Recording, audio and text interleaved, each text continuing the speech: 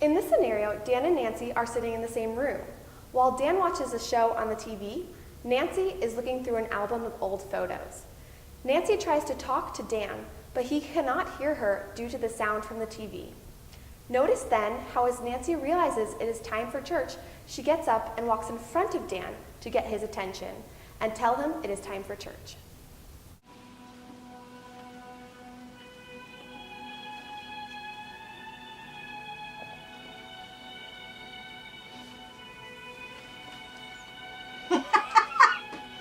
Honey, do you remember this? Do you remember when we did this? Honey? Oh, honey, turn off the TV. It's time to go to church. Honey, What? time to go to church. Turn off the TV. Here are a few tips that you can use in conversations with your spouse. 1. Clarify your statements to make sure that your spouse understood what you were saying. You do not want any miscommunication. 2. Try to avoid sarcasm. When someone has a hearing impairment, they may not hear everything that you say or the inflection in which you say it. Because of this, it may make it harder for them to understand a sarcastic comment, which can cause miscommunication and confusion. 3.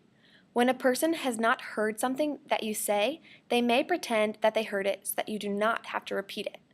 This is known as bluffing. Be sure to learn what this is and be able to recognize it so that you can always repeat things to your spouse so they always know what you are saying. 4. In the scenario that you watched, you saw Nancy repeat her phrase to Dan. It is important to remember that when your partner asks you to repeat something, you repeat it exactly how you said it the first time. If they still cannot understand you after the first time, try rephrasing your sentence.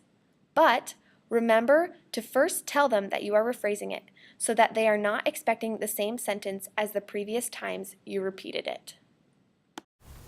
These are just a few tips for learning how to converse better with your spouse. Make sure that you are being clear and concise when you speak to them so that you have the best chance of hearing what they say to you on the first chance. Look for signs of bluffing and remember to be patient when you feel like giving up. It's hard for both of you.